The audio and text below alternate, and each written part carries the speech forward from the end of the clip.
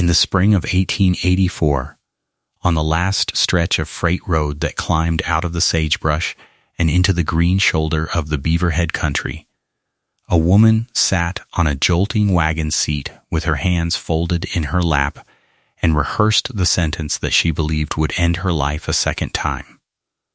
Her name was Verena Stauffer. She was 27 years old, slender through the waist but strong across the back and the shoulders, with broad, capable hands that had been in cold water since she was 9, ash blonde hair braided and pinned in a low coil under a plain gray traveling bonnet, and calm gray-blue eyes that had learned early not to show what was happening behind them. She wore a high-collared dove gray cotton dress with a fitted bodice and a long plain skirt, a heavy cream linen apron folded and packed away in her trunk because she had not wanted to arrive in an apron, a faded indigo wool shawl around her shoulders against the wind that came down off the snow, and brown lace-up boots that had been resoled twice and would need it again before the year turned. Everything she owned in the world was in a rope-bound wooden trunk behind her and in a small carpet bag on her knees.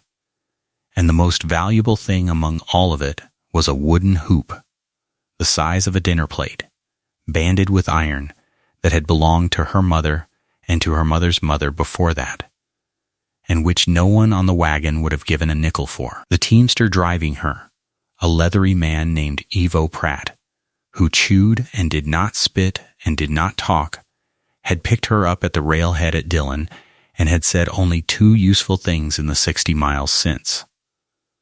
The first was that the creek she would be living on was called Whitetail, and that it ran cold enough in July to ache your teeth. The second was that the man she was going to marry had lost his wife and his baby daughter in the same February week 2 winters back, and had not been seen to laugh since. Verena had thanked him for both facts and had said nothing else, and had spent the miles watching the country open in front of her the way a door opens on a room you were never meant to enter. It was a country that did not look like anywhere she had been. In Brooklyn, the sky had been a strip of gray between chimneys, and in the canton of Bern, where she had been born and where she had left at 11, the sky had been a thing that hung close overhead between green walls of mountain. Here it went, up and up, and did not stop. The grass was new, and it ran in long green swells to a rim of blue mountains still holding their snow, and there were creeks in the bottoms marked out by lines of red willow, and antelope stood out in the open and watched the wagon go by without troubling themselves to run. It was beautiful, and it terrified her, because there was nowhere in it to hide. She had answered an advertisement in a Chicago weekly.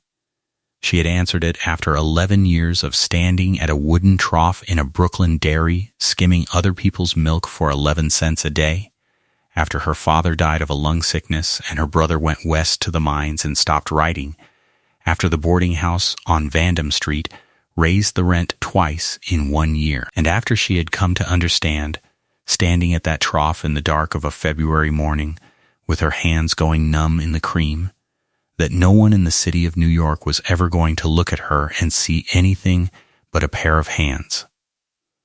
The advertisement had been 6 lines long.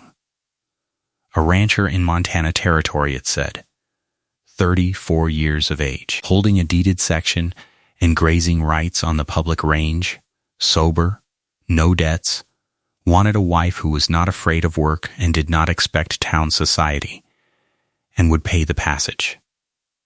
She had read it 4 times and had written that same night on paper she borrowed from her landlady. She had told him the truth in that letter, all of it that she could bear. She told him she was Swiss-born and had come over as a girl.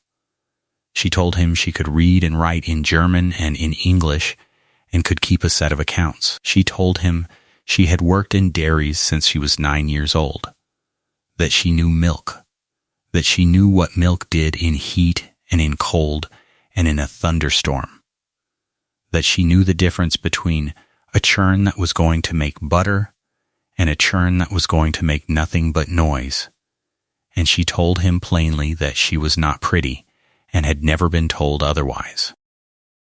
He had written back within the month, and his hand was square and slow and pressed hard into the paper, and he had said that he did not require pretty, that he required somebody who would still be standing at the end of a Montana winter, and that if she came he would meet her himself at the crossing above the town of Ledgerwood on the 15th of May. He enclosed the passage money in a bank draft with a note that said, in the same pressed handwriting, that if she changed her mind she was to keep it and think no more about it.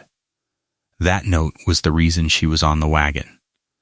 A man who told a stranger to keep his money was a man worth 60 miles of fear. But she had not told him the other thing. She had gone as far as writing it 3 separate times, and 3 times she had burned the sheet in the stove and started again, because there was no arrangement of English words in which it did not sound like an admission of fraud. When she was 19 and still living above the dairy, she had been very sick with a fever that went through the whole street that autumn and took 4 people out of her building. And she had lived. And afterward a doctor at the free clinic on Hudson Street had told her, in the flat way that men tell women things they consider settled, that she would not have children. Not that it was unlikely, that she would not. He had said it while writing something else, and had not looked up, and she had walked back out into the street and stood on the curb for a long time in the cold with her shawl in her fists. She had been 19. She had not cried about it that day. She had cried about it, on and off, in small private amounts, for 8 years since, most often in the spring, and she had come to think of it as a kind of debt she carried that could never be paid and could only be confessed. A man who sends for a wife from 1,000 miles away is not sending for a companion. He is sending for a future. He is sending for somebody to be in his kitchen and in his bed and in the ordinary run of things, to give him sons who will hold the ground he broke after he is under it. That was the plain arithmetic of the thing, and she had never once pretended otherwise to herself. So she had come west carrying a lie of omission the size of a house, and she had decided somewhere around the Dakota line that she would not carry it across his threshold. She would tell him at the gate. She would tell him before the words were said over them, before anything was signed, before he had spent $1 more on her than he already had. She would give him back what was left of the passage money out of the little cloth purse pinned inside her bodice, and she would ask him only for a ride back to the railhead, and she would find work somewhere in a territory that had, by all accounts, more men than women and more cattle than either, and she would stand at somebody's trough again and skim somebody's cream, and that would be her life, and it would be survivable, because she had survived worse and had the hands to prove it. The crossing above Ledgerwood was not a place so much as an idea. There was a ford where the road went down into Whitetail Creek and came up the other side. There was a cottonwood with a rail nailed between 2 of its lower limbs for tying horses. And there was a stone the size of a stove that somebody had rolled up out of the water 60 years before, and that everyone in the basin used as a landmark. Evo Pratt brought the wagon down the grade a little after 4 in the afternoon, and Verena saw the horses first. 2 saddle horses and a buckboard team standing hipshot in the shade, and then she saw the man. He was standing out from the tree in the open sun with his hat in his hand, and he had clearly been standing there a good while, because the grass around his boots was tramped flat in a circle. He was tall. That was the first thing. And it was not a small thing. He stood a full head above the teamster, 6'2" at least, and he was heavy through the chest and the shoulders, in the way of a man who has spent 15 years lifting things that did not want to be lifted, with thick forearms showing where his sleeves were turned back and a neck like a fence post. He had dark brown hair pressed flat from the hat, a short, dark beard trimmed close, and a sun-weathered face that would have been called handsome anywhere if the man wearing it had ever done anything to help it along. His eyes were hazel and very steady. He wore a wide-brimmed, weathered brown felt hat, now in his hand a canvas duster hanging open over a dark blue work shirt and a leather vest, denim trousers, a wide leather belt, and tall riding boots worn down at the outside heel. He looked exactly like a man who had ridden 9 miles in a good coat to meet a train he was not sure would carry anything for him. Verena stood up on the wagon before Ivo Pratt could set the brake, because she had decided in the last mile that she was not going to be handed down like freight. She climbed down over the wheel herself and came around the horses with her carpetbag in one hand, and she stopped 6 feet from him in the road and made herself look up.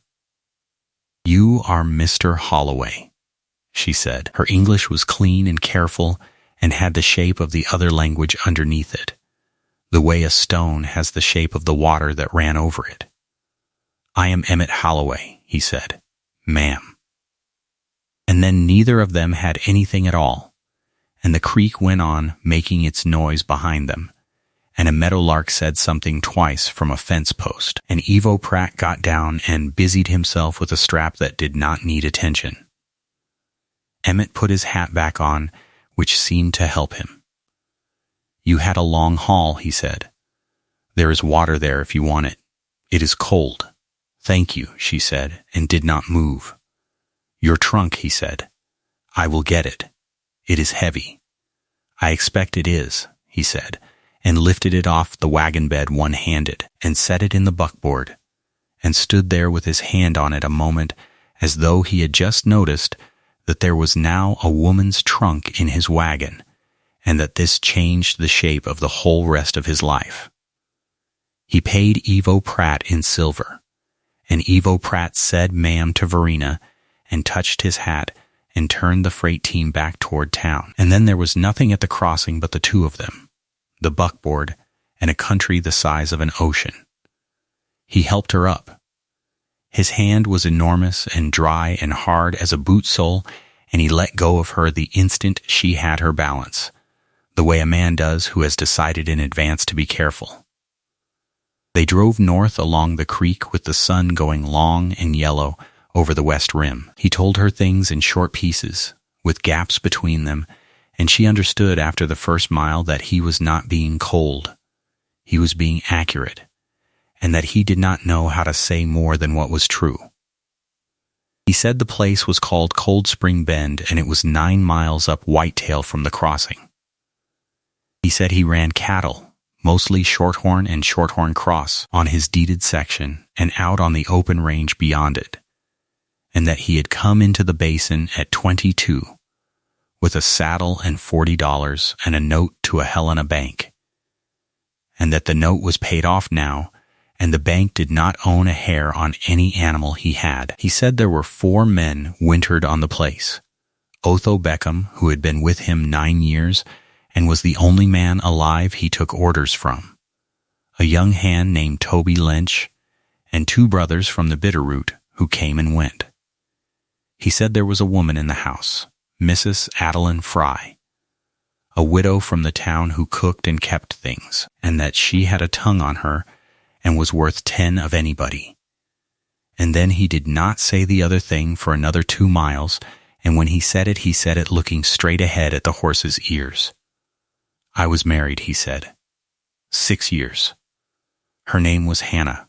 She died in February, 2 years back, of a childbed fever and the baby with her. A girl. She lived 4 days.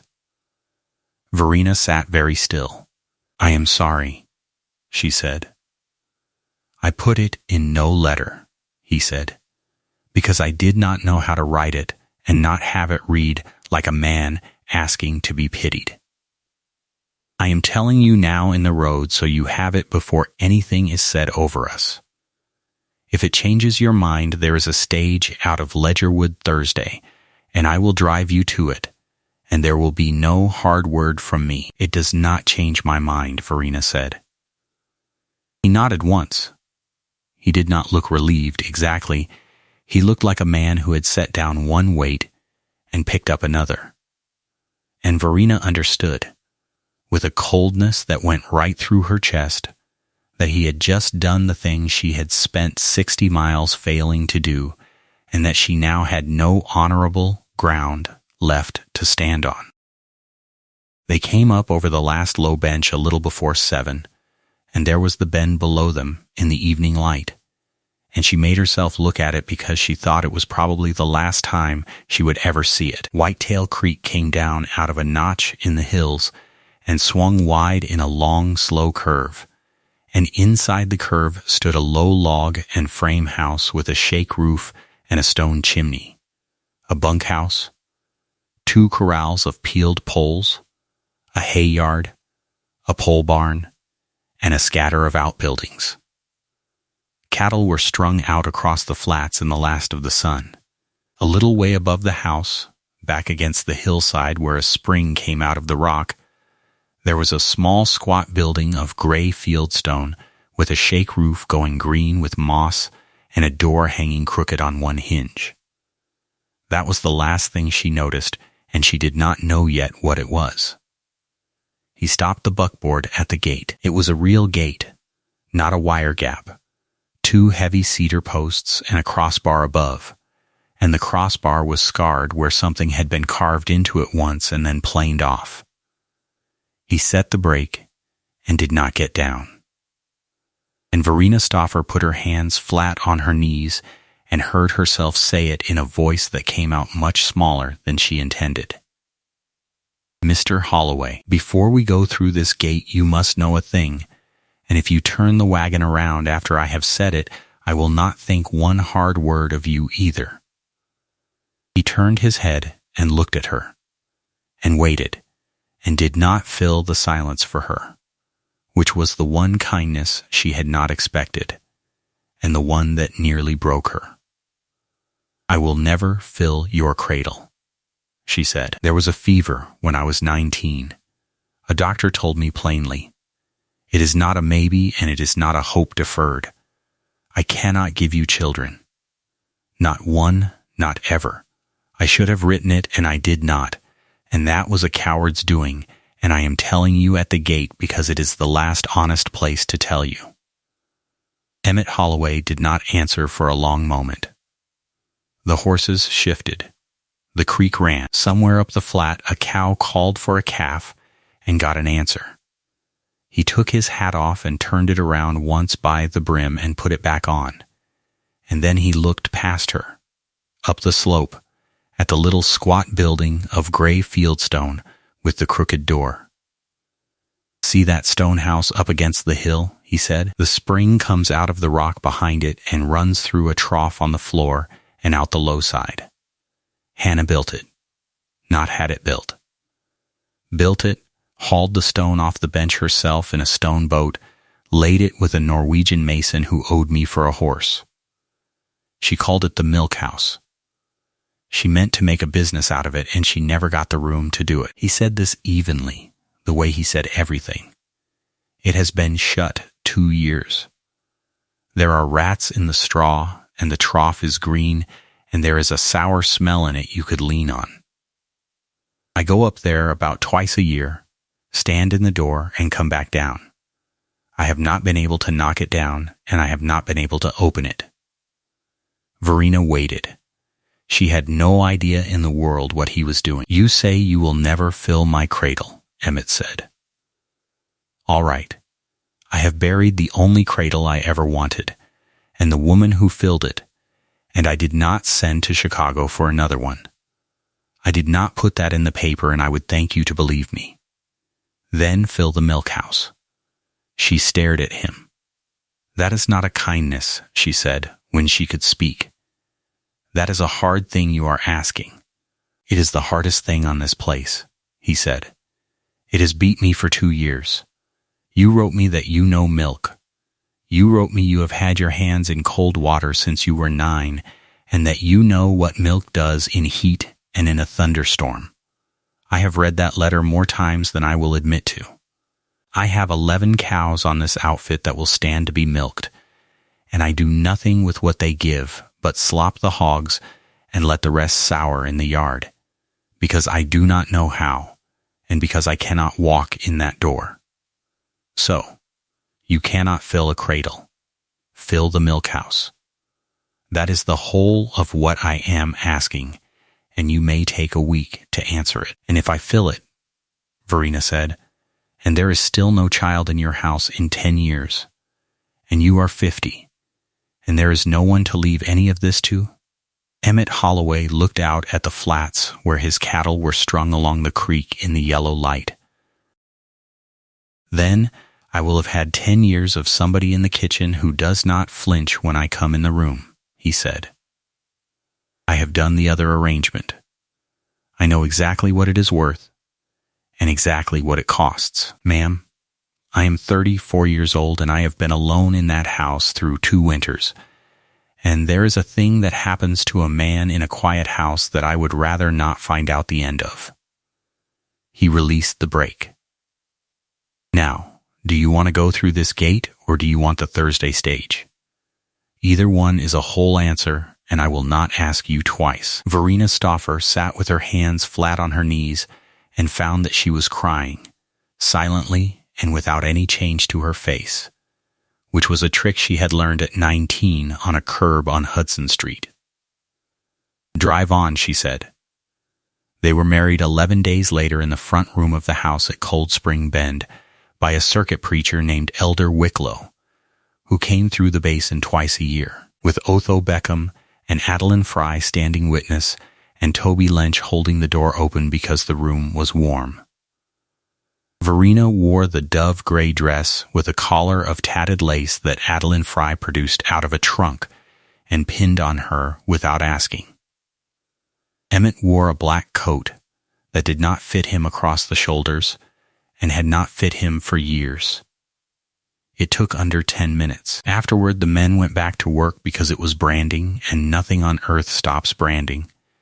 And Adeline Fry put a plate of cold chicken and a wedge of dried apple pie in front of Verena, and sat down across from her and said, "Well, you have got a good one and a hard one, and there is not a third kind out here."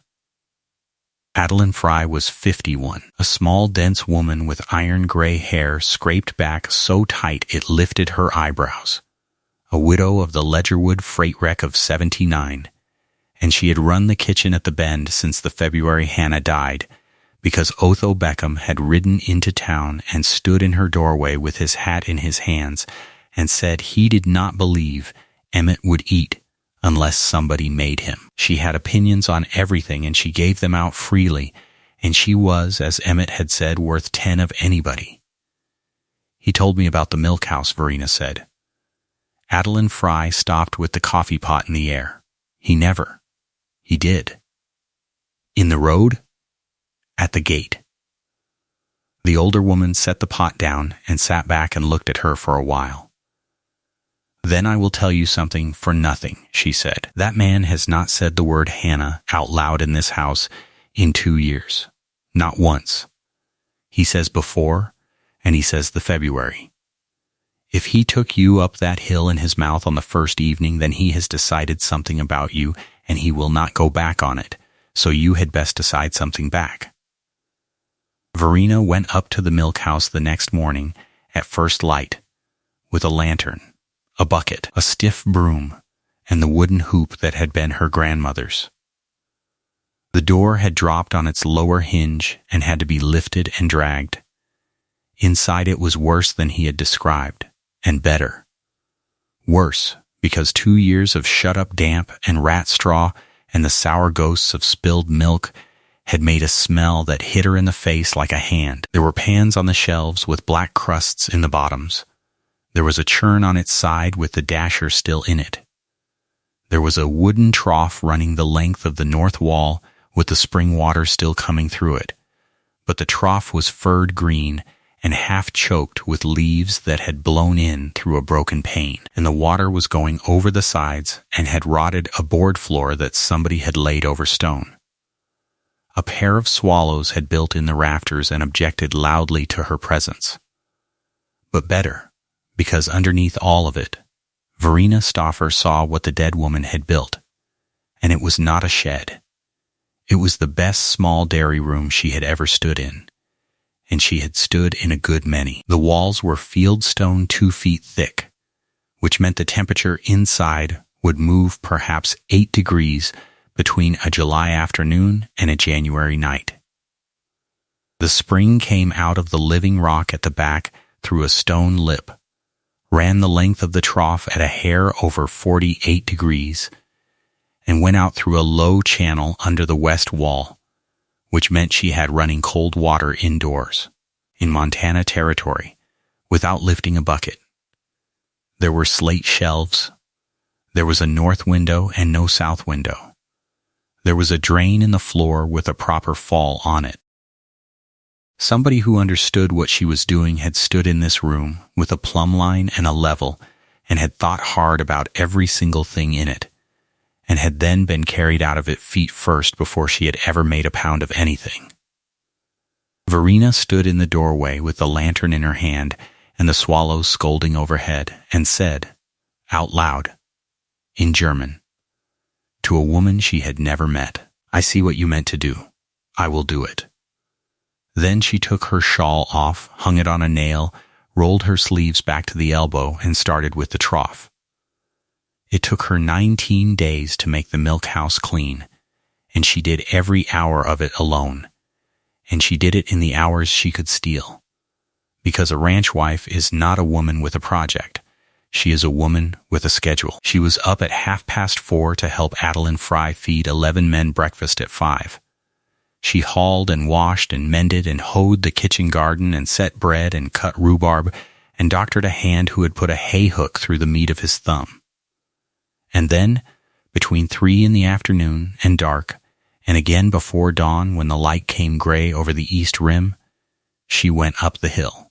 She took the rotten floorboards up and burned them, and scrubbed the stone underneath with sand and a wire brush and lye water, until her knuckles cracked and bled, and she wrapped them in muslin and went on. She lifted the trough out in 3 pieces, hauled it into the sun, took the green off it with sand and vinegar, boiled it in sections in the big wash kettle, and set it back level with a shim under the low end. She unstopped the outflow channel with a length of wire and stood back while 2 years of black water went out the low side and down the hill. She cleaned the pans. She took the churn apart to its staves. She glazed the broken pane with a piece of window a freighter sold her for 2 bits and putty she made with lard and ash because there was none to buy. She got the swallows out, which took 4 days and a great deal of negotiation. And then she screened the eave gaps with mosquito netting so they could not come back, and she felt bad about it for a week. She whitewashed the inside walls twice, and on the 19th evening she stood in the door with a lantern and looked at a stone room with white walls and slate shelves and clear cold water running steady down a scoured wooden trough, and it smelled of lime and cold rock and wet stone and nothing at all else, and Verena Stauffer put her forehead against the doorframe and stayed there for a while. Emmett had not come up the hill once. She had not expected him to, and she had not asked. But she noticed things. She noticed that the wire brush she had worn out on the 4th day was replaced on the 5th by a new one on the kitchen step with no word said. She noticed a keg of lime appear by the door.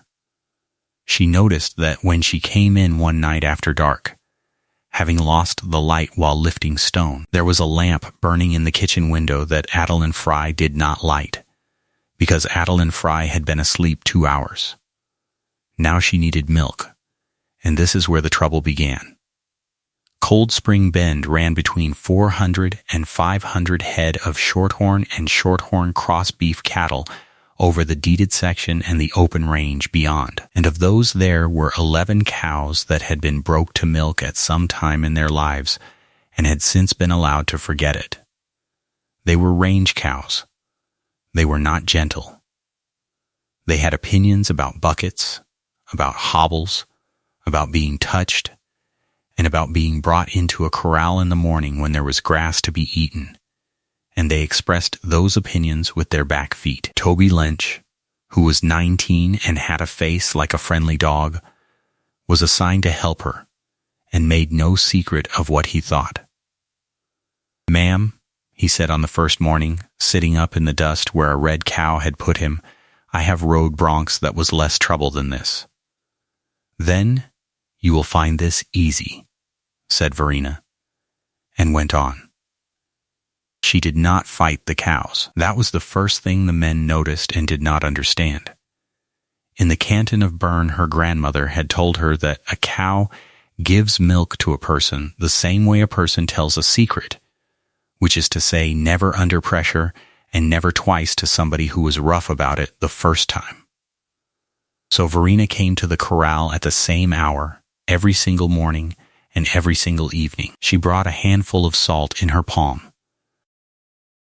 She sang, low and flat and tunelessly, the same 4 bars of the same Bernese milking song every time, until the sound of it meant food and standing still.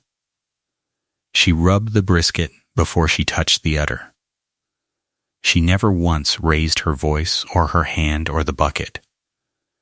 And on the 6th morning, the red cow that had put Toby Lynch in the dust let down a full pail for her. And on the 11th morning, 8 of the 11 came up to the rail by themselves when they heard her singing.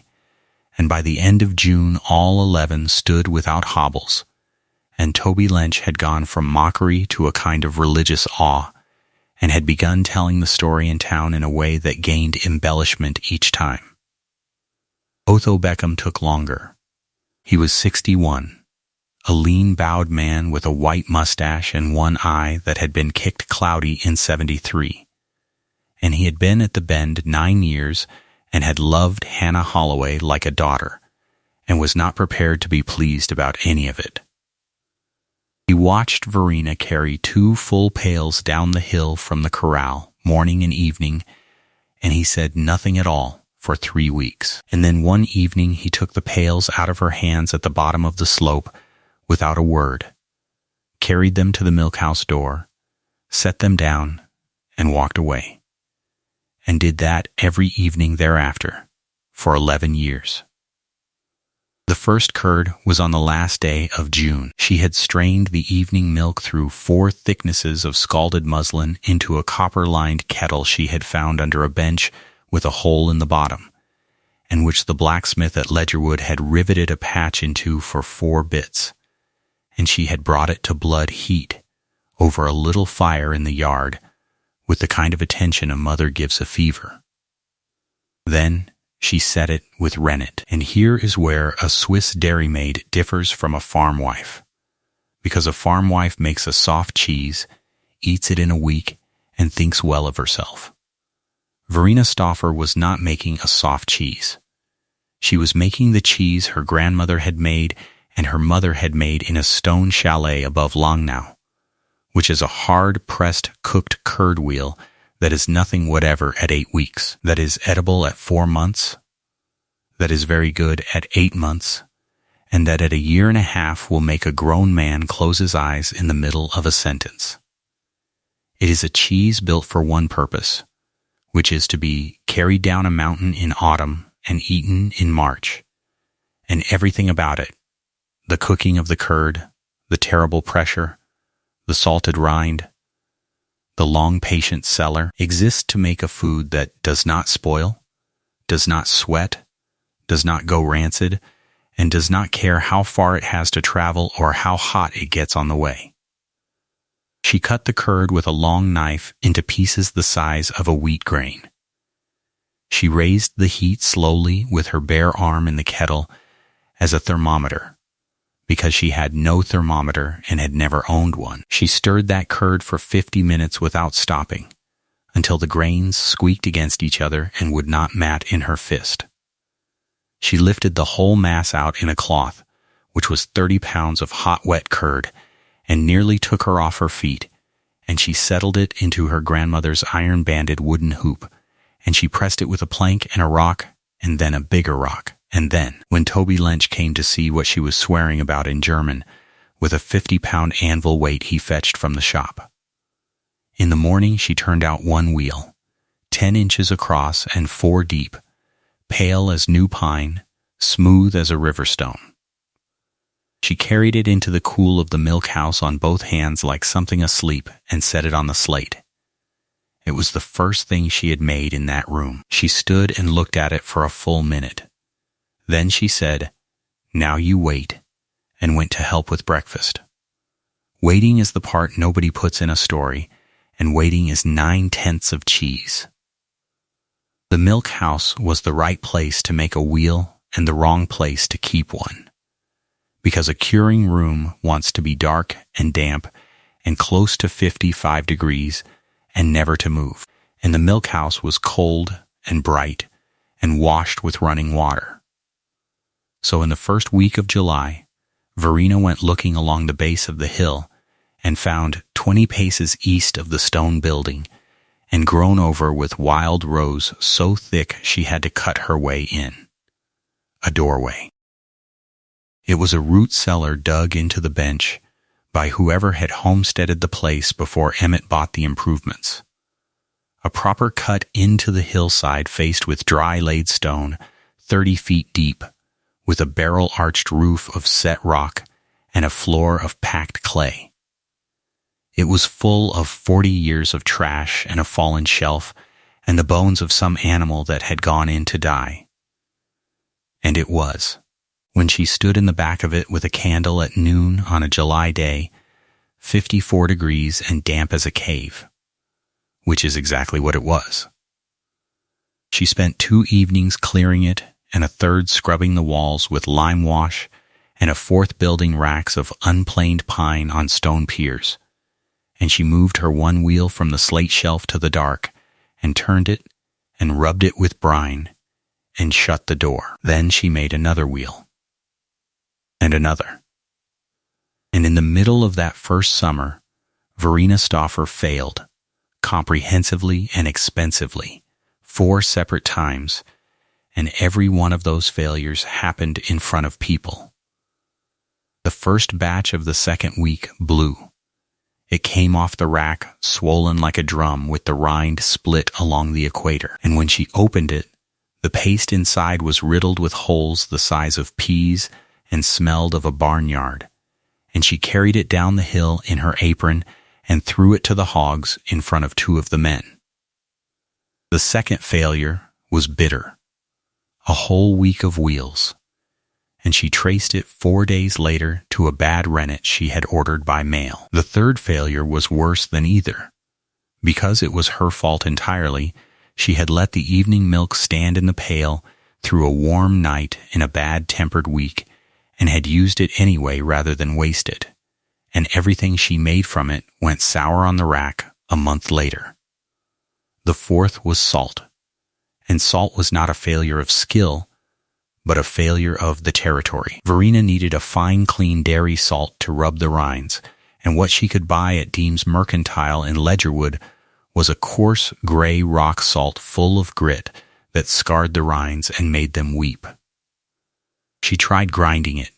She tried dissolving and re-crystallizing it in the wash kettle, which cost her 3 days and gave her enough salt to cure 1 wheel. She stood in the cellar one August evening with a lantern in one hand and a ruined wheel in the other, and Otho Beckham's shape appeared in the doorway, and she said, "Without turning around, do not say a word to me about the hogs." "Wasn't going to," said Otho Beckham. And then, after a while, Hannah burned 3 sets of pans out of that kettle before she got a pound of butter would hold together. Just so you know, it ain't the country doing it to you special. That was the longest speech he made to her that year, and she thought about it for a month. What Emmett did about the salt he did without discussing it.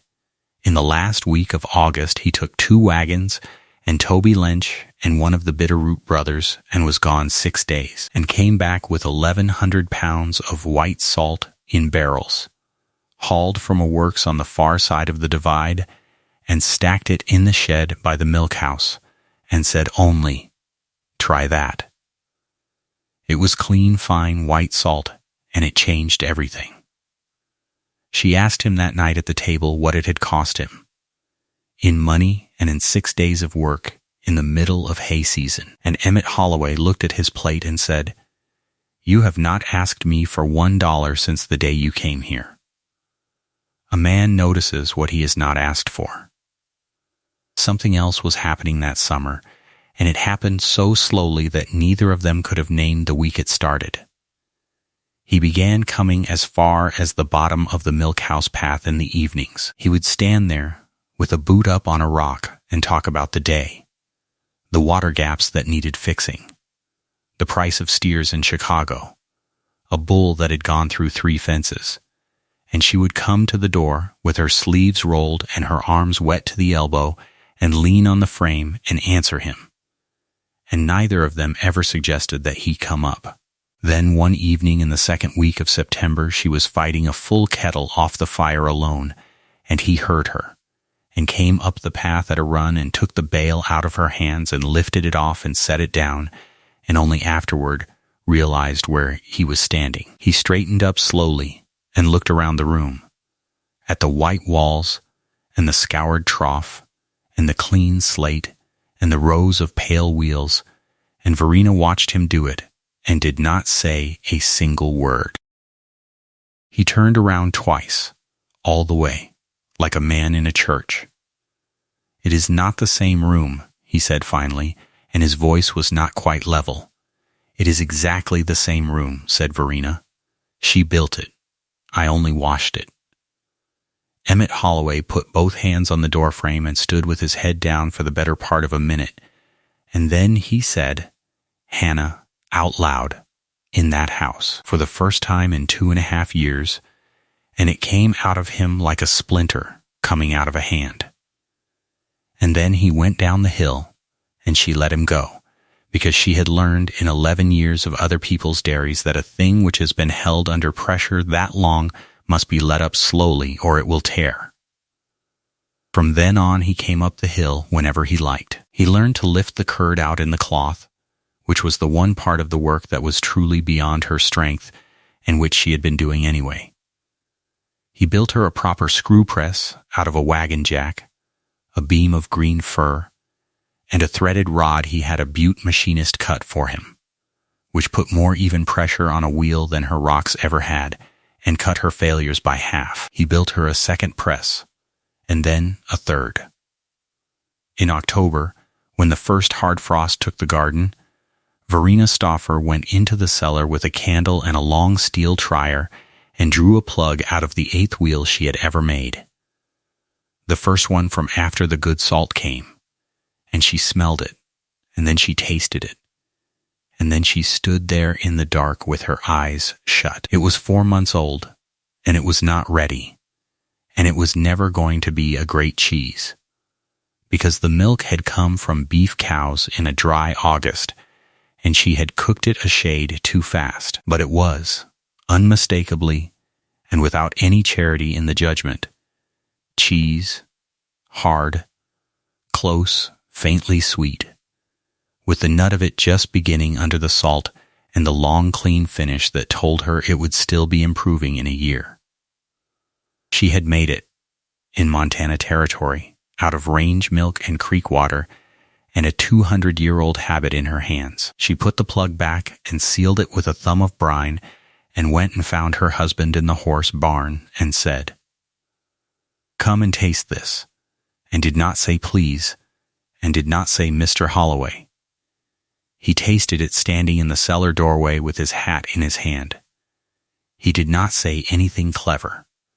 He chewed slowly and swallowed and looked at the plug of pale gold in his fingers and said, "That is not like store cheese." "No," said Verena.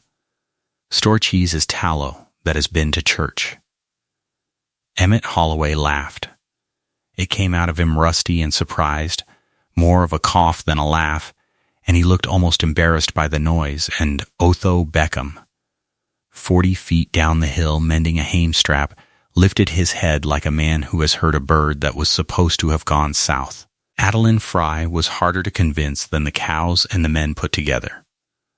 She was a Yankee cook of the school that holds that food should be hot, plentiful, and over with, and she regarded the entire enterprise of aging a foodstuff on purpose in a hole in the ground as a species of foreign nonsense. "You have got 11 cows worth of good milk," she said in November, "and you have turned it into rocks and buried it. My mother would have had butter and buttermilk and cottage cheese out of that and fed a family." "Butter goes rancid in 9 days in a hot wagon," said Verena, kneading bread. "Buttermilk goes in 2. Cottage cheese goes in 3. My rocks go 300 miles in August and come out better than they went in."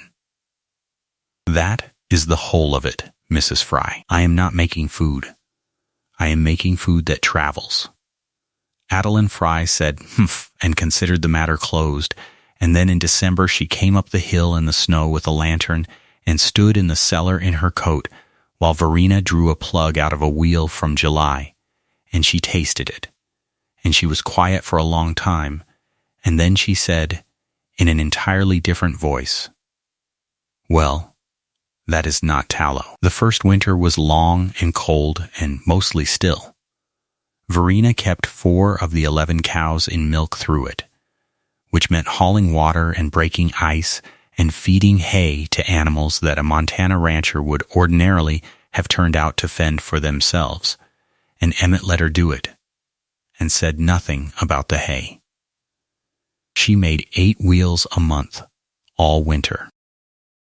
She read the 2 books she had, and the Ledgerwood Weekly when it came, and in January she began keeping a set of accounts in a ledger with a marbled cover that Emmett brought back from town, and she ruled it into columns for milk, salt, rennet, cloth, firewood, and hours, because 11 years in other people's dairies had taught her that a woman who cannot say what a pound costs her will always be told what it is worth by somebody else.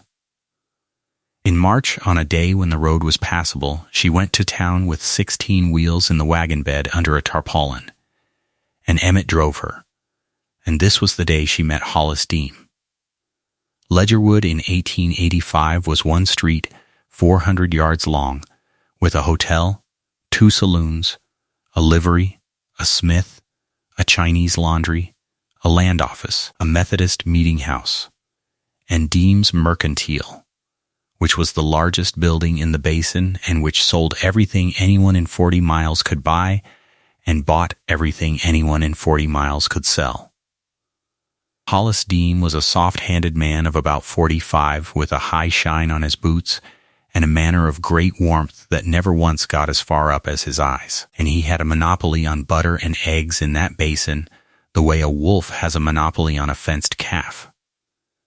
He came out onto the boardwalk to see what was in the wagon, and Verena turned back the tarpaulin, and Hollis Deem looked at 16 pale gold wheels the size of dinner plates, each with a clean brine-washed rind, stacked and strawed and beautiful, and he said, "What in the world is that?" "Cheese," said Verena. He picked one up. He turned it over. He rapped it with a knuckle like a man testing a melon, and got back a sound like a rap on a green fence post. "Ma'am," he said, "cheese is orange, and it comes in a box from Wisconsin, and it is soft enough to cut. This is a wheel off a wagon. Nobody in this town knows what this is, and nobody in this town will pay for what they do not know. I will give you 4 cents a pound for the lot, and I am doing you a kindness for your husband's sake." 4 cents a pound was less than the salt in it. "No," said Verena. "Then you will haul it home again." "Then I will haul it home again," she agreed, and reached to pull the tarpaulin back over, and that was when a voice behind her said, "Wait, Mrs. Wait, let me see that." He was a short, square man in his 50s, with a face like a brick black dust worked permanently into the creases of his knuckles, and he had come up the street from the freight yard with 2 others behind him. His name was Trevanion Rowe, and he was a Cornish hard rock miner, shift boss at the Silverbow, diggings 11 miles up the gulch, and he had been in Montana Territory for 9 years, and in Michigan for 6 before that, and in Cornwall for the 22 before that. He took the wheel out of Verina's hands the way a man takes a baby, with both arms and an adjustment of the feet. He smelled the rind, he put his thumbnail into it. And then Trevanion Row, in front of Hollis Deem and half the street, said something in Cornish that nobody understood and began, without any warning at all, to cry. 9 year, he said, wiping his face with the back of a black hand and not caring who saw. 9 year I have it bacon and beans and that orange muck. Missus, this is keeping cheese. This is what a man carries down a level in his dinner pail, and it is still fit at the end of shift in July. What do you want for it? 22 cents a pound, said Verena, who had worked out the number in the ledger in January and had never once expected to say it out loud. Hollis Deem laughed. Trevanion Row did not. I will take the 16, he said. All of them?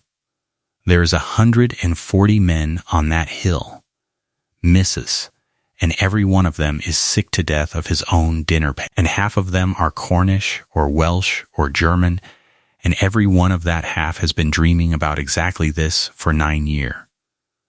I will take the 16, and I will pay you now, and I will be back in a month. The wheels ran a little over 28 pounds apiece. 450 pounds at 22 cents came to $99, and Trevanion Row counted it out on the tailgate in gold and silver in front of the mercantile, with a crowd of 11 people watching, and Hollis Deem stood in his doorway with his thumbs in his waistcoat and his face gone the color of a dish rag. Verena Stauffer had never held $99 at one time in her life. She had earned, in her best year in Brooklyn, $106. She stood in the street with it in both hands and looked up at Emmett, and Emmett Holloway, who had not said one single word through the entire transaction, took his hat off and put it back on and said, "Well?" And then, after a moment, I would like it noted that I said, "Fill the milk house," and you have gone and filled a mountain. The month after that, Trevanion Row came down the gulch with a wagon and took everything she had, which was 21 wheels, and left a deposit against the next lot, and told her that the Silver Bow Company store had begun stocking it at the works, and that men on the day shift were fighting over the end pieces. In May, he brought an order from the Golden Reef, which was a bigger mine on the far side of the divide. In June, a freighter named Aurelio Baca, who ran the long haul down to the Snake River country, stopped at the bend on his own hook and bought 4 wheels to sell out of his wagon on the road, and came back in August wanting 40 and could not have them, because she did not have 40. And this was the shape of the whole of 1885. Verena Stauffer could sell every ounce she could make, at a price nobody in that basin believed. And she could not make anything like enough, because 11 half-tame beef cows in a country with a short green season will only give a woman so much milk. So in the second week of June, Emmett Holloway sat down at the kitchen table with his wife and the marbled ledger between them, and they had the conversation that changed the bend from a cattle outfit with a cheese room into something else entirely. He had, he said, been thinking on it since the $99. She could not get more milk out of the cows she had. She could get more cows, not more beef cows.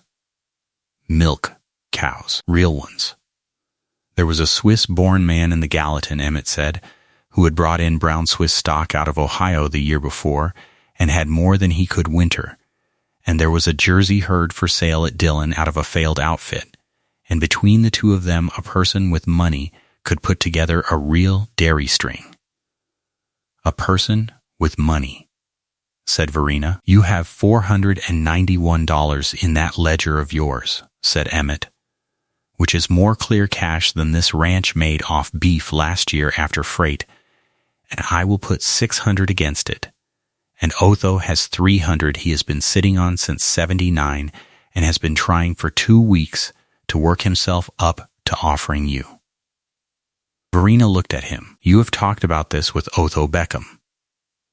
"Ma'am," said Emmett, "there is not a man on this place has talked about anything else since March. They bought 31 head that summer, 22 brown Swiss and 9 Jerseys, and drove them home over 4 days, and the brown Swiss came off the drive fat and mild and unbothered, and walked into the corral and stood there looking at Verena like they had been waiting for her since Bern. A brown Swiss is a mountain cow. She is built for exactly the country the Bend sat in, which is short grass, cold water, hard winters, and long walks. And her milk carries a high solid and a fat globule that makes a hard-cooked curd wheel the way nothing else on this continent does." Verena walked out into the middle of that corral in her apron with her hands over her mouth and stood there while 31 cows came up and breathed on her, and Toby Lynch said afterward that he had never in his life seen a woman look at livestock like that. With 31 milk cows and 11 range cows, she now had more milk than one pair of hands could handle before it soured. And so came the second change, and this one made a bigger difference to the basin than any of the rest. Verena hired women. She hired Nell Ostrander, whose husband had been killed under a hay derrick the summer before and who was 3 months from losing her homestead. She hired Marisol Baca, the freighter's sister, who had come up from Socorro and spoke better English than anybody at the Bend and could do sums in her head faster than the ledger. She hired the 2 Ivarson girls from the sheep outfit over the ridge, whose father did not approve and stopped disapproving when he saw the first month's wages. She paid them $1.25 a day, which was hands' wages, which was unheard of, and which she had calculated in the ledger and could defend to the penny. And she taught them. That was the thing nobody expected, least of all the women. She did not simply set them to washing pans. She taught each of them the entire process: the strain, the set, the cut, the cook, the stir, the lift, the press, the salt, the rind, the turn, until any one of the 4 of them could make a wheel alone from a cold kettle. And when Marisol Baca asked her why she would give away the whole of a thing that was making her rich, Verena said, "Because a secret dies with one woman and a trade feeds a valley, and because my grandmother taught 11 girls in the canton of Bern who were not her daughters, and I am not a better woman than my grandmother." July of '85 was the test, though nobody knew it was a test at the time. It came in at 101 degrees on the 10th and did not go under 90 for 19 days, and the creek dropped, and the grass went off, and every scrap of butter in the basin turned. Hollis Deems butter, packed in his cellar in Ledgerwood in Firkins, went rancid in the second week, and he lost the whole of it and had to freight in more from the rail at a price that made his customers howl. The Pettigrew brothers, who ran a soft cheese and butter dairy down at Bannock City and who supplied the 2 hotels, lost 400 pounds of cheese to grease and mold in 11 days, and closed the doors for the rest of the month. And up at Cold Spring Bend, 30 feet into a hillside behind a dry-laid stone arch, 340 wheels of hard-cooked curd mountain cheese sat on pine racks at 54 degrees and did absolutely nothing except get better.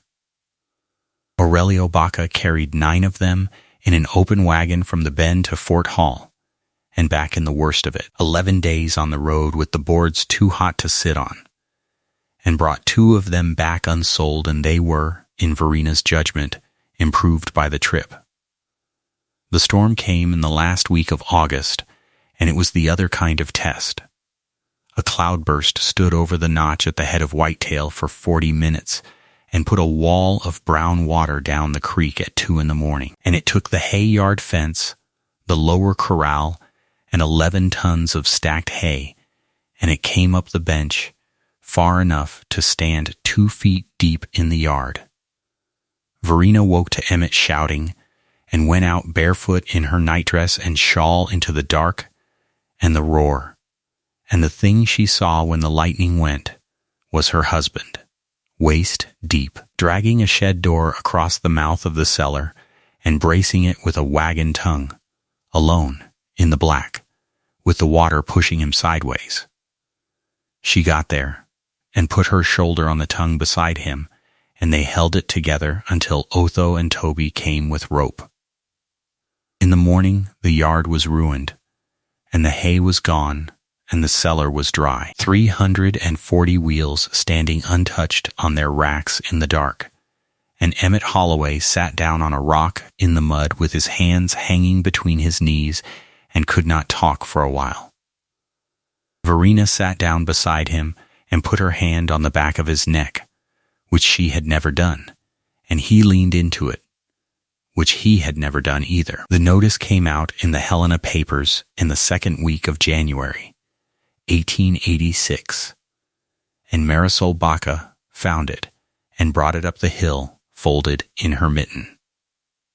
The quartermaster's department, for the posts and agencies of the territory, advertised for proposals for the delivery of subsistence stores for the coming year, and among the items in the fourth column, between hard bread and dried apples, stood a line that read, "Cheese of good sound merchantable quality, capable of transport and storage in summer heat, 40,000 pounds, delivered in quarterly lots to 4 posts and 3 agencies.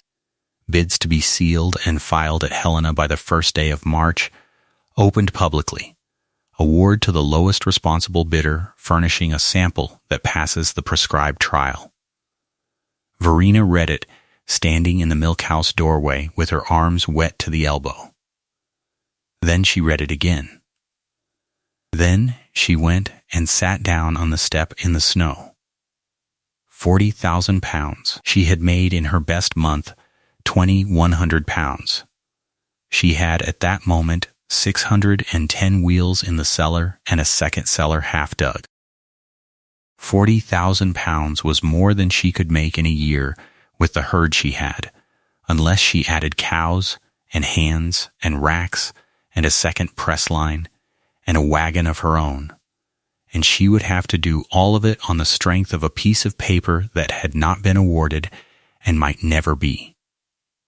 The prescribed trial was the part that made her hands go still. "A sample of the article," said the notice, "to be held 30 days in a heated room at not less than 90 degrees, then transported not less than 200 miles by wagon, then examined by a board of officers." She read that sentence a 4th time and began, very quietly, to laugh, because a board of army officers in a territory full of buttermen had just written, without knowing it, a description of the exact cheese her grandmother had made in a stone chalet above Langnau, for the express purpose of being carried down a mountain in autumn and eaten in March. There was one problem, and it was not the cheese. On the 12th of February, Verena and Emmett went to Ledgerwood to see the only lawyer in the basin, a dyspeptic ex-Ohioan named Sherwood Pike, who kept an office over the land office and heated it with a coal stove that smoked, and Verena laid the notice on his desk and asked him one question. Could a married woman file a sealed bid on a government contract in her own name in Montana Territory? Sherwood Pike took his spectacles off and put them on again. "Mrs. Holloway," he said, "you will be pleased. Under the Act of the Territorial Legislature of 1874, a married woman in Montana may carry on any trade or business on her own account, may contract, may sue and be sued, and holds the earnings of that business as her sole and separate property, free of her husband's control and free of his creditors. It is a better statute than they have in Ohio, and most people out here have never heard of it. You may file. You may sign. He, and here he pointed his spectacles at Emmett, may not sign for you, and if he tries it, I will bill him for the correction." Emmett Holloway sat back in his chair and folded his arms and looked. for a man who had just been legally excluded from the largest transaction of his life, remarkably pleased about it. What followed was 7 weeks in which nobody at Cold Spring Bend slept properly. The sample went into the heated room on the 18th of January, which was a shed off the bunkhouse that Toby Lynch kept at 92 degrees day and night with a barrel stove for 30 days and nights, sleeping beside it in a bedroll and stoking it at 3 in the morning in a February that went to 30 below outside. 2 of the 4 samples were Verina's oldest wheels, from the summer of '84. 2 were from the previous autumn. They came out on the 17th of February with sweat on the rinds and nothing else wrong with them at all, and she wiped them down with brine and cloth and wrapped them, and Aurelio Baca carried them 240 miles by wagon over the divide and back. And they were delivered to the quartermaster's office at Helena with the sealed bid on the 28th day of February, 1886, by a Swiss dairywoman in a dove gray dress and a mended indigo shawl who had rehearsed on the road what she would say and in the end said only, "Cheese for the 4th column," and handed it across the counter. The bid was opened on the 9th of March in a plastered room with a coal stove and 30 chairs, and Verena and Emmett were there, and so were the Pettigrew brothers. And so was Hollis Deem, who was fronting for a Wisconsin house and had come up from Ledgerwood in a new overcoat. There were 4 bids on the cheese line. Major Ambrose Kettleman, a heavy gray mustached officer with a voice like a barn door, read them out. The Wisconsin house through Hollis Deem, 18.5 cents. The Pettigrew brothers, 21 cents. A Chicago Packer, 17.75. And Verena Stauffer Holloway of Cold Spring Bend on Whitetail Creek, 23.5 cents, 40,000 pounds, $9,400. Hollis Deem laughed out loud in the room. He turned around in his chair to make sure everybody had heard him do it, and he said, "To nobody and to everybody, the lady is 5 cents over the field." Major Kettleman looked up over his spectacles and said, "The lady is 5 cents over the field, Mr. Deem, and the lady is the only bidder in this territory whose sample came out of my heated room and off my wagon fit to eat. I have 4 samples on that table. Would you care to see yours?" And he had the orderly bring the box, and he set the 4 samples out on the table in front of 30 men, and he did it slowly, because Ambrose Kettleman had spent 11 years feeding soldiers in that country and had a grudge about it. The Chicago Packers sample was a gray-green slab weeping oil into its own paper, and the smell of it reached the back row. The Wisconsin sample had cracked and molded through the body and had a rind you could put a finger through. The Pettigrews had collapsed and greased and gone the color of a bad tooth. And the 4th was a pale gold wheel, 10 inches across, with a firm, dry, brine-washed rind that had sat 30 days at 92 degrees and ridden 240 miles in a freight wagon. And Major Kettleman cut a wedge out of it in front of the room with his own pocket knife and ate it standing up. "Lowest responsible bidder," he said, with his mouth full, "means responsible, gentlemen. I have had cheese turn to soup on a wagon between here and Fort Assiniboine 4 years running, and I have had to answer for it. I would rather pay 23.5 cents for a thing that arrives than 17.75 for a thing I have to bury." He put his knife away and looked down the room and said, "Mrs. Holloway, stand up, please, so these gentlemen know who they lost to." Verena Stauffer stood up in a dove gray dress in a room of 30 men, with her hands folded in front of her exactly as they had been folded in her lap on a jolting freight wagon 22 months earlier, and did not say a word. The award was entered that afternoon, 40,000 pounds at 23.5 cents, $9,400, to be delivered in 4 quarterly lots, contract in the sole name of Verena Holloway, a married woman trading on her own account under the Act of 1874. She signed it herself. Emmett stood behind her chair with his hat in his hands like a man at a christening. They drove out of Helena in a spring snow, and neither of them spoke for 11 miles. And then Verena said, "I do not know how to make 40,000 pounds. And Emmett said, "You did not know how to make one." And that was the entire strategic discussion. What she did know how to do was write it down. And by the time they reached the bend 3 days later, there were 9 pages in the marbled ledger in her small upright hand that laid out, in columns, exactly what 40,000 pounds required.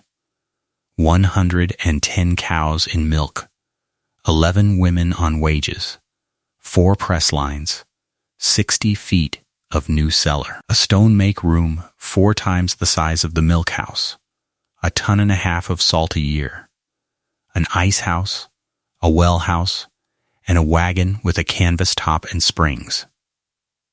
It cost, on paper, $6,140 to build, and the contract paid in quarters.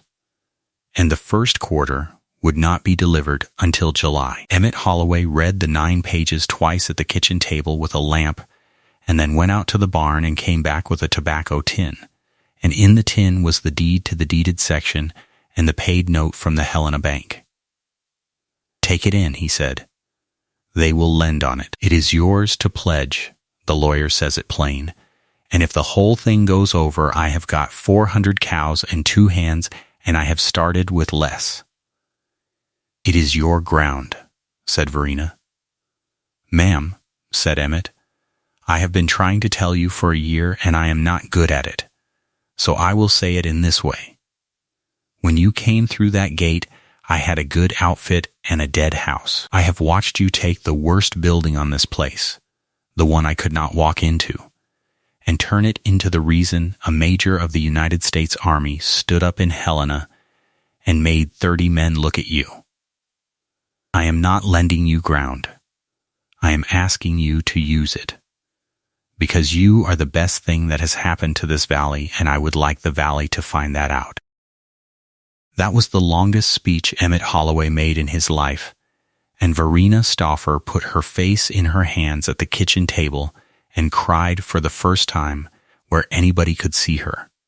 And Adeline Fry in the doorway, with a dish towel, turned around and went back into the pantry and stayed there a good while. They did not have to pledge the ground in the end. Trevanion Rowe heard about the contract in the second week and came down the gulch and put in $800 of his own money against future cheese at a discount. Aurelio Baca put in $300 for the hauling.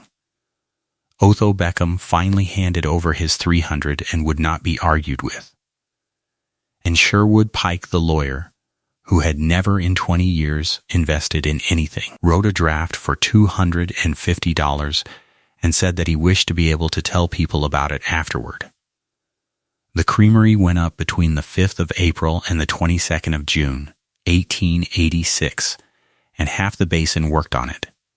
It was built of the same gray fieldstone off the same bench, walls 2 feet thick, 40 feet by 24, with a slate floor sloped to a drain, 4 presses in a line, a copper vat set in a stone bench with a water jacket fed off the spring, and a north wall of windows.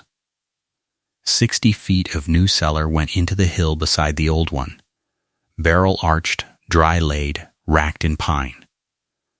They ran a wooden pipe from the spring so that the same cold water that had come out of that rock for 10,000 years ran through the vat jacket, through the wash trough, and out into the stock tank. And when it was done, Verena Stauffer would not let anyone take down the little stone milk house. It stood 20 paces east of the new building, scrubbed and whitewashed and empty, with its trough running clean and its slate shelves bare, and it stayed that way for the rest of her life. The first quarterly lot, 10,000 pounds, went out of the bend on the 14th of July, 1886, in 6 wagons, and Ledgerwood turned out on the boardwalk to watch it go through town. The crate ends were stenciled in black because Marisol Baca had insisted on it and had cut the stencil herself. Cold Spring Bend Creamery, Whitetail, M.T. Underneath, in smaller letters because Emmett had insisted on that and would not be moved, V. Holloway, maker, Hollis Dean came out to the Bend on the last day of August with his hat in his hand. He had lost the hotel butter trade to Nell Ostrander, who was making butter 3 days a week now in the old milk house on her own account, with cream Verena sold her at cost, and he had lost the mine trade entirely, and the Wisconsin house had dropped him. He stood in the yard and made a speech about how he had always said there was something in it, and how he was prepared to act as sole agent for the basin on a commission of 11%.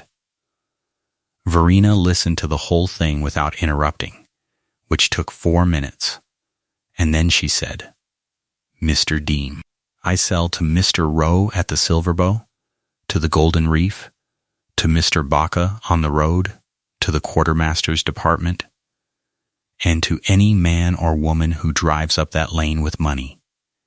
You may drive up that lane with money. That is the whole of what I have got for you."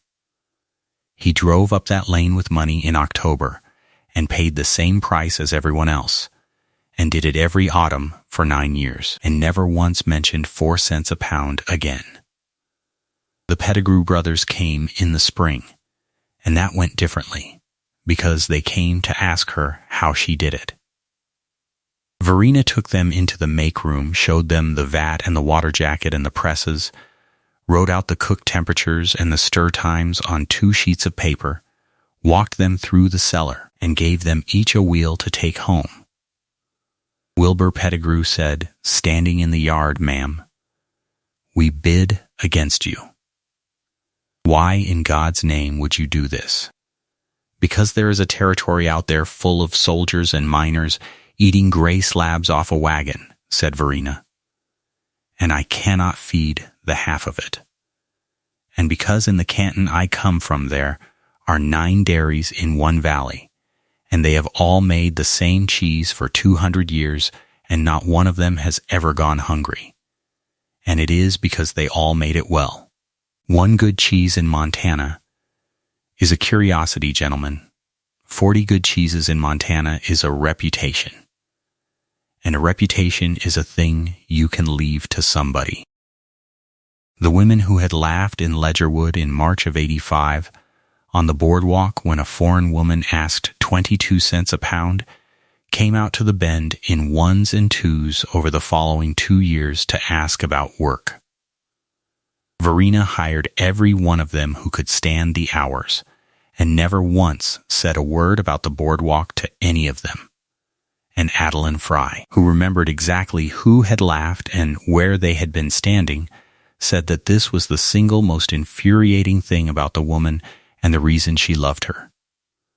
In the October of 1887, a wagon broke down at the crossing above Ledgerwood, at the ford where the road goes into Whitetail Creek, under the same cottonwood with the rail nailed between 2 of its lower limbs. It belonged to a German family named Ackerman out of the Volga country by way of Nebraska, going through to a brother in the Bitterroot. And the mother had died of typhoid at Miles City in August, and the father took it at the crossing and was dead in 9 days in the back room of the Ledgerwood Hotel, with Elder Wicklow reading over him. He left 2 children. The girl was 11, and the boy was 6, and they spoke no English at all, and they sat in the hotel parlor for 2 days in their coats, with their hands in their laps, while the county tried to decide what a county does. There was talk of the orphan asylum at Helena. There was talk of splitting them, the girl to a family at Bannock City who wanted help in a kitchen and the boy to nobody in particular.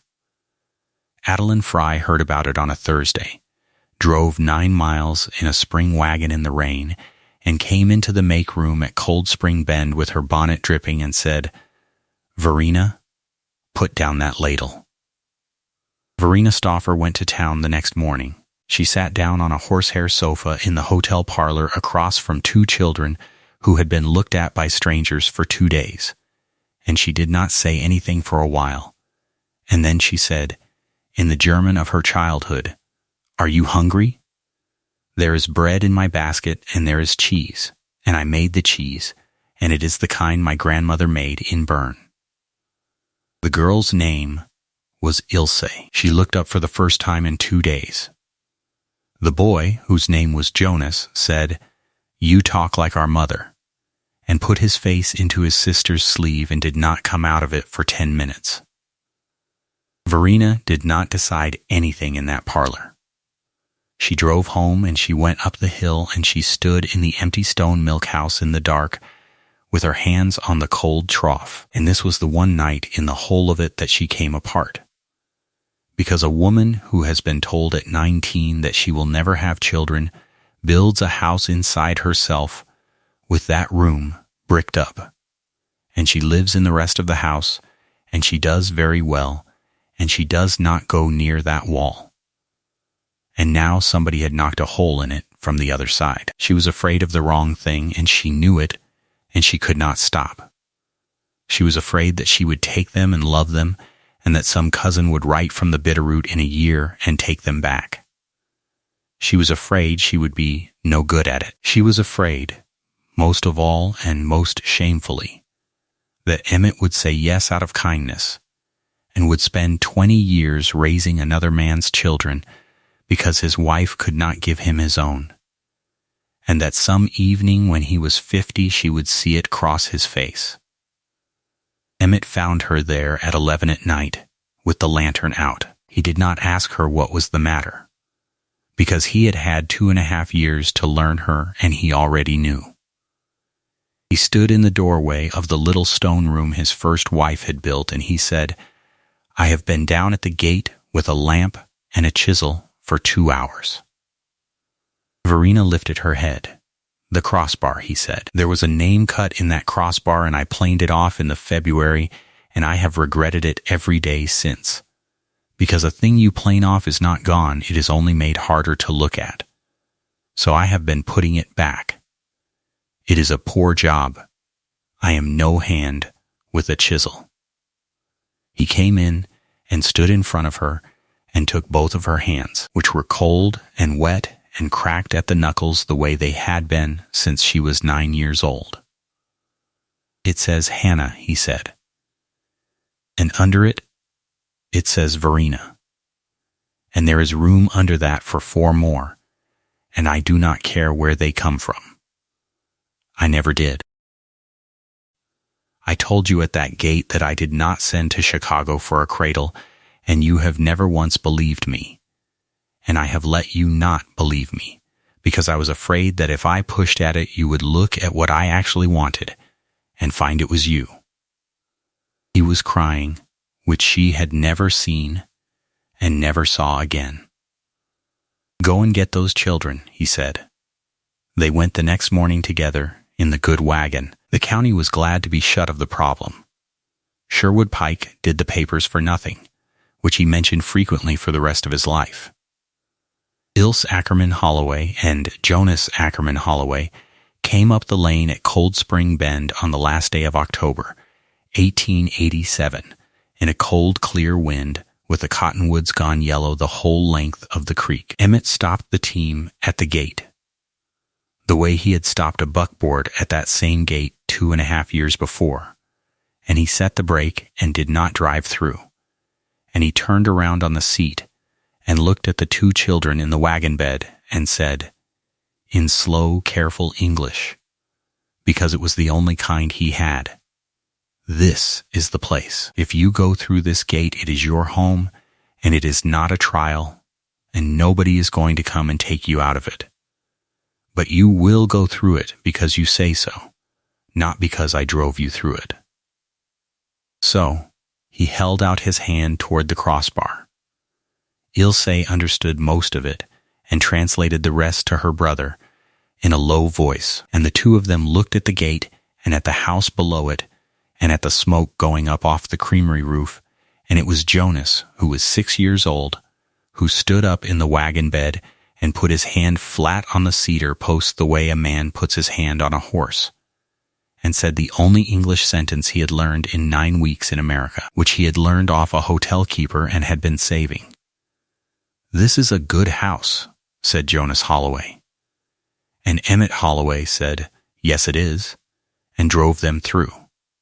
The contract was renewed in 1887 and again in 88 and 89, and by 981 the Cold Spring Bend Creamery was running 240 cows in milk, employing 19 women and 6 men, and shipping by rail out of Dillon to Butte, to Salt Lake, and twice to San Francisco, and the wheel with the pale gold rind and the black stenciled crate end had a name in the trade. In 1893, Verena Holloway took a bronze medal at an exposition in Chicago for a hard cheese made from mountain milk, and she did not go and collect it because it was August, and August is a bad month to leave a cellar.